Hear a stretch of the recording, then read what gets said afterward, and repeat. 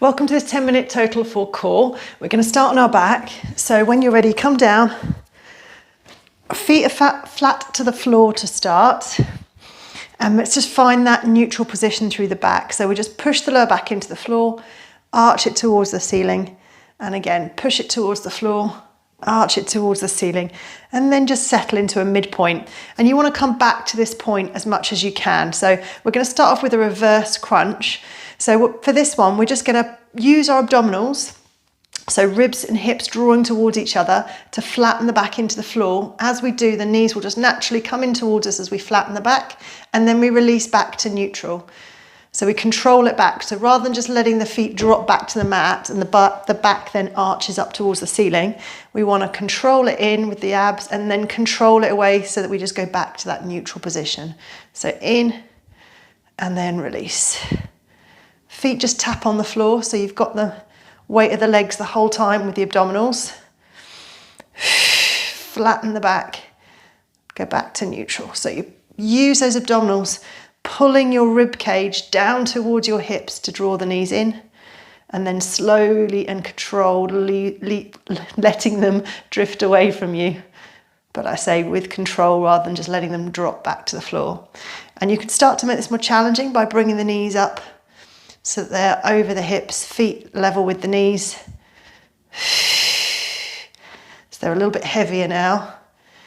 And then if you want to increase the work again, as you take the knees away, they extend, and then you draw them back in, pull the knees in, extend away, and then trying to get a little bottom lift off the floor now.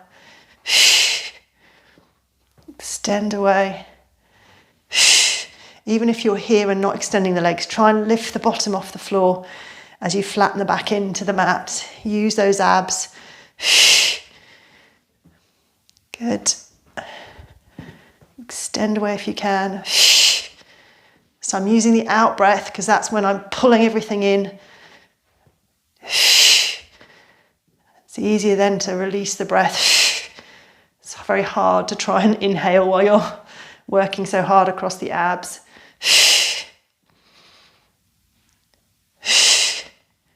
Nearly there.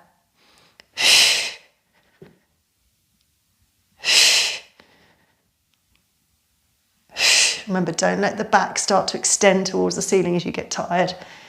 You just release back to neutral and then pull everything back in. Really draw the ribs and hips towards each other. Last few.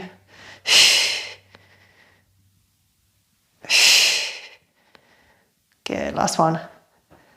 Bring the legs down, roll onto your side. We're going to come up onto the elbow. From here, elbow stays under the shoulder, so shift it around if you need to. Pull away from the floor, and then we're going to set ourselves up into a side plank. So to start, staying with the bottom knee bent, top leg lifts, and we're going to be doing leg cycles with this one. So cycling the leg round. Okay, that's your option one. Option two, you take that bottom leg out and then you come up into a side plank here and cycling the leg in a full side plank. So whichever one you need to work at to challenge yourself, we're lifting up with that underneath waist.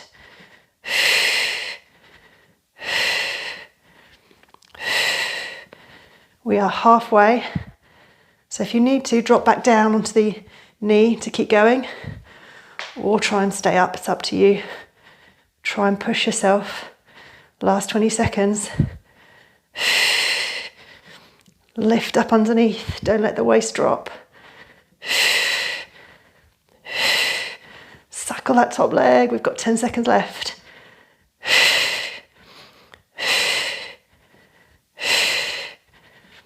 Good. Last few. And down. Good. Take a quick stretch. Over the other side. Flip the legs around the other way. Same thing on the elbow. So try and match what you did on the other side. So with you on the knee, go on the knee. If you did a full, then do a full. So remember option one. Remember first of all, pull away with the shoulder, pull away with the waist. So you're not sinking into that shoulder. And then the top leg is going to cycle. If you need to, for that challenge. Come up in a side plank.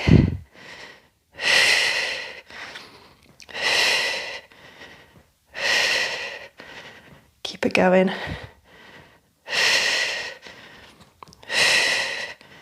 Cycle that top leg, keep that top waist lifted up. We're halfway.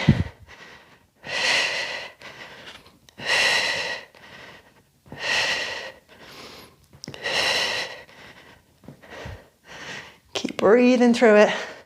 Pull away from the floor. Last 10 seconds.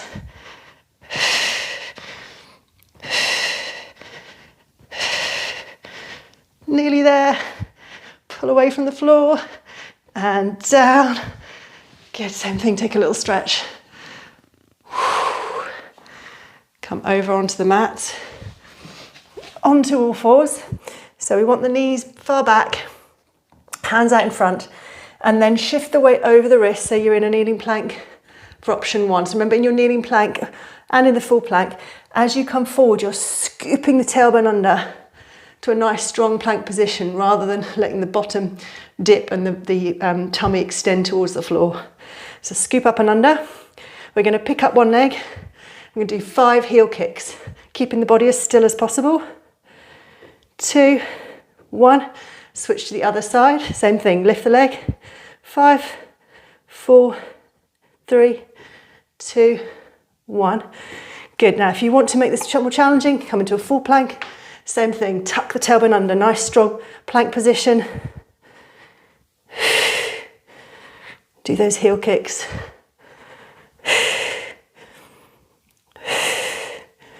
Five heel kicks to each side, switch.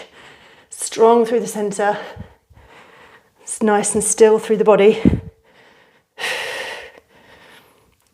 Keep that tailbone tucked under, so we're not letting the bottom and the hips or tummy drop. Keep alternating. Remember, you can drop down to knees to carry on, to keep the endurance. Keep the breath flowing. Nearly there.